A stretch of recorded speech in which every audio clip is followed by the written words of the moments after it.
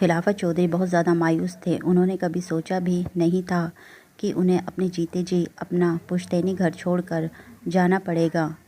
ان کی سمجھ میں نہیں آ رہا تھا کہ وہ کس طرف جائیں۔ پھر ان کے قدم مسجد کی طرف چل پڑے۔ وہ مسجد میں جا کر بیٹھ گئے اور بیتے دنوں کو یاد کرنے لگے۔ خلافت چودھری کا صرف ان کے گاؤں میں ہی نام نہیں تھا بلکہ آس پاس کے گاؤں میں بھی بہت نام تھا۔ ان کے کپڑے کی دکان بہت اچھی چل رہی تھی۔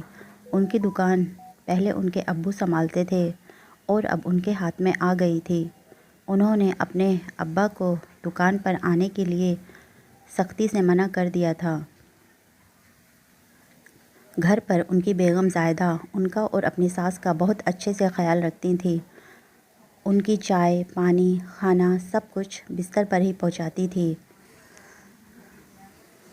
خلافت چودھری بھی جب تک کھانا نہیں کھاتے تھے جب تک پہلا نوالا اپنے ہاتھ سے اپنے ابو کو نہیں کھلاتے تھے۔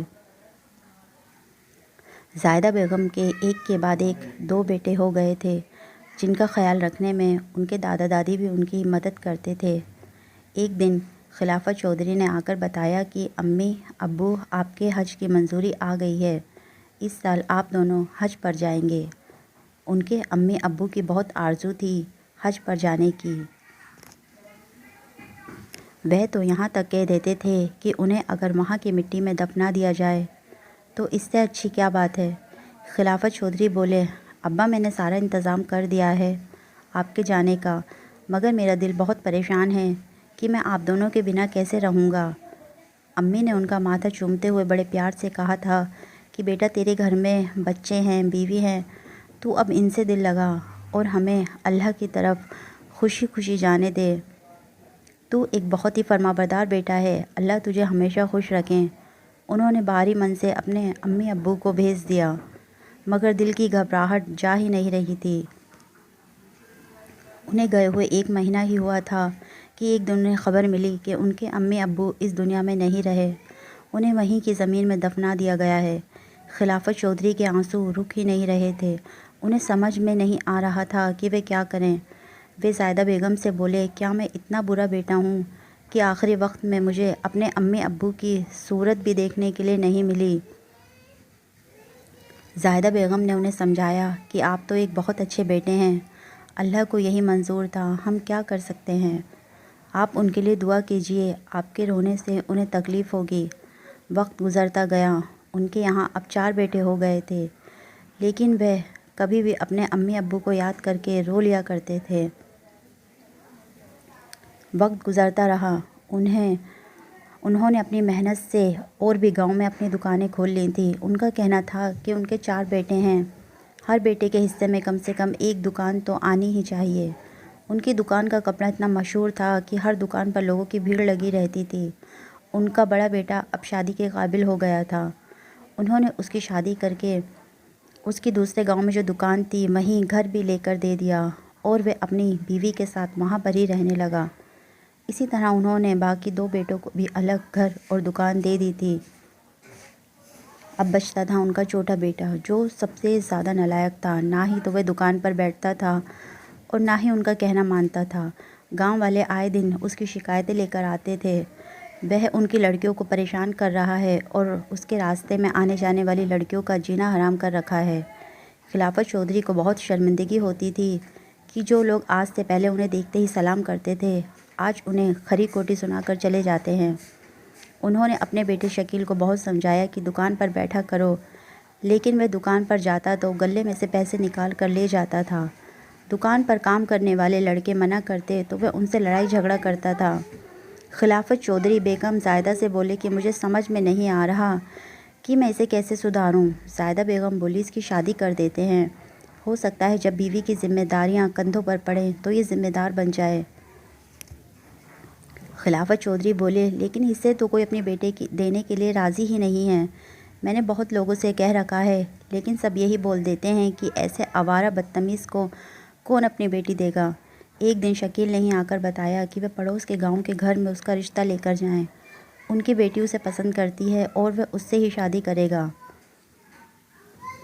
خلافت چودھری جب وہاں پر رشتہ لے کر گئے تو وہ لوگ فوراً مان گئے اور انہوں نے کہا کہ ہم شادی جلد سے جلد کریں گے۔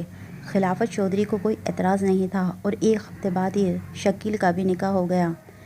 خلافت چودھری اور بیگم زاہدہ مطمئن ہو گئے تھے کہ اب ان کی ساری ذمہ داریاں پوری ہو گئی ہیں، لیکن انہیں کیا پتہ تھا کہ یہاں سے ان کی تکلیفیں شروع ہوتی ہیں۔ شکیل کی بیوی رخسار اتنی بدتمیز تھی کہ اس نے آتے ہی ساس سسر سے جھگڑا شروع کر دیا۔ اس کا کہنا تھا کہ جیسے باقی 3 بہویں الگ رہتی ہیں وہ بھی الگ رہے گی۔ زاہدہ بیگم بولی کہ شکیل ہمارا آخری بیٹا ہے، اگر ہم اس کے ساتھ نہیں رہیں گے تو پھر کہاں جائیں گے؟ رخسار بولی کہ آپ کے اور بھی بیٹے بہویں بھی تو ہیں، وہاں جا کر رہیے۔ خلافت چودھری یہ بات جانتے تھے کہ اب ان کا کسی بھی بیٹے کے ساتھ گزارا نہیں ہوگا، سب اپنے اپنے پریوار کے ساتھ خوش ہیں، ان کی بھلا کون سنے گا؟ رخسار بات بات پر زاہدہ بیگم سے لڑنے کے بہانے ڈھونڈتی تھی۔ یہ بات تو انہیں بعد میں پتہ چلی کہ وہ تو شروع سے ہی لڑاکا ہے، اپنے گھر میں بھی وہ سب سے ایسے ہی لڑتی تھی۔ اس نے اپنی بھابھیوں کا بھی جینا دشوار کر رکھا تھا، اس لیے ماں باپ نے اس کی اتنی جلدی شادی کر دی تھی، لیکن اب کیا ہو سکتا تھا، اب تو وہ ان کی بہو تھی۔ ایک دن رخسار نے رات میں نل کے پاس صابن کا پانی ویسے ہی چھوڑ دیا۔ زاہدہ بیگم کو پتہ نہیں تھا، وہ جیسے ہی اپنے کمرے سے نکل کر باہر آئیں ان کا پیر پھسلا اور ان کا سر نل سے ٹکرا گیا۔ چوٹ بہت زیادہ گہری تھی اور اوپر سے بڑھاپا، وہ چوٹ جھیل نہیں پائیں اور اس دنیا سے چل بسیں۔ خلافت چودھری اب اس دنیا میں خود کو تنہا محسوس کرتے تھے۔ جس انسان نے کبھی اکیلے دسترخوان پر بیٹھ کر کھانا نہیں کھایا تھا، اب اس سے کوئی یہ نہیں پوچھتا تھا کہ اس نے کھا لیا ہے یا نہیں۔ ان کا بیٹا شکیل اور اس کی بیوی رخسار دونوں ہی فضول خرچی کرتے تھے۔ دکان دھیرے دھیرے ختم ہوتی جا رہی تھی۔ ان کے سمجھانے پر وہ ان سے لڑنے مرنے کے لیے تیار ہو جاتے تھے، ان کی بے عزتی کیا کرتے تھے۔ خلافت چودھری سوچا کرتے تھے کہ لوگوں کا ماننا ہے کہ انسان وہی کاٹتا ہے جو بوتا ہے، لیکن انہوں نے تو کبھی اپنے امی ابو سے اونچی آواز میں بات بھی نہیں کی تھی، کبھی ان کا دل نہیں دکھایا تھا۔ پھر ان کے ساتھ یہ سب کچھ کیوں ہو رہا ہے؟ جب ان سے اپنی بے عزتی برداشت نہیں ہوئی تو انہوں نے گھر چھوڑنے کا فیصلہ کر لیا اور اپنے کچھ کپڑے لے کر گھر سے نکل گئے۔ آج مسجد میں بیٹھ کر انہیں سب باتیں یاد آ رہی تھیں۔ اتنے میں ان کے کانوں میں اذان کی آواز آئی۔ انہوں نے سب کچھ اللہ پر چھوڑ دیا اور نماز پڑھنے کے لیے چل پڑے۔